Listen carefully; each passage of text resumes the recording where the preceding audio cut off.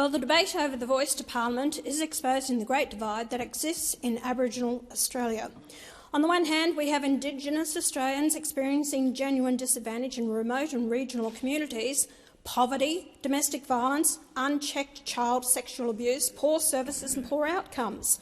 On the other hand, we have self-serving and self-loathing elites with a vested financial interest in entrenching this disadvantage. The real problem is not a lack of taxpayers' monies. The real problem is the lack of the will to act. The elites will not act effectively because they do not want to derail their gravy train. They are exploiting the truly powerless for their own agenda. They hate the skin they're in and have contempt for the people they claim to represent. Rather than accept responsibility for their own deliberate failures, they blame non-Indigenous Australians. Sexual abuse of children in remote communities is not blamed on the perpetrators of the abuse, as happens in the rest of Australia, but on the white fella. These elites, like Thomas Mayo, Senator Lydia Thorpe, Noel Pearson and Marcia Langdon. What's your take on this heated exchange? Who made the strongest point? Drop your thoughts in the comments and join the conversation below. To name a few, spew hatred for the white fella. They need to take a good long look in the mirror. All Australians need to understand the voice will not empower the genuinely disadvantaged Indigenous people we want to help. Please resume your seat, Senator Hanson. Senator Ayres. I know that it's not within the standing orders to deal with the content of what is a pretty hateful contribution, but there was at the very least a negative reflection on at least one senator, and I'd ask that be withdrawn. Senator Scarr, on a point of order. Just on the point of order, Deputy Madam President, I don't think that was a legitimate point of order.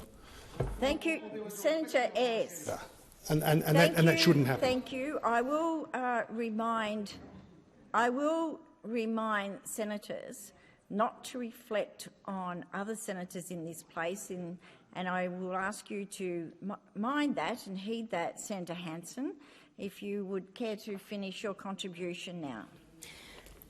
Thank you. They need to take a good long look in the mirror. All Australians need to understand the voice will not empower the genuinely disadvantaged Indigenous people we want to help. It will not stop the crime, the sexual abuse or the poverty in remote communities like Dumagin, Arakoon or Hopevale. It will only empower the self-serving and self-loathing elites who deny their people the agency and assistance they truly deserve. Vote no. Regoument moved toward accusations that sections of the so-called leadership class are disconnected from the very communities they claim to represent.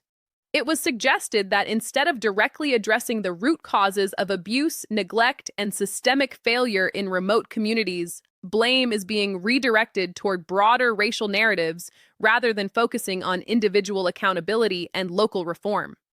Several well-known Indigenous advocates and public figures were named during the remarks, with the claim that their approach reflects a political agenda rather than practical solutions for disadvantaged communities. This triggered immediate reaction in the chamber, with objections raised over the tone and content of the statements and warnings issued regarding reflections on other members of Parliament. As tensions escalated, the debate repeatedly returned to the central question of whether the proposed voice would genuinely improve outcomes for Indigenous Australians in need, or whether it would, as argued in the speech, primarily strengthen already established political and advisory structures without delivering measurable change in remote regions. The core argument presented was that real progress will not come through additional layers of representation, but through direct action, enforcement, and accountability in addressing crime, abuse, and systemic failure in affected communities. The speaker repeatedly emphasized that communities facing the most severe disadvantage are not lacking in awareness or funding debates, but in effective intervention and enforcement of existing protections. By the end of the exchange, the message delivered was clear and uncompromising.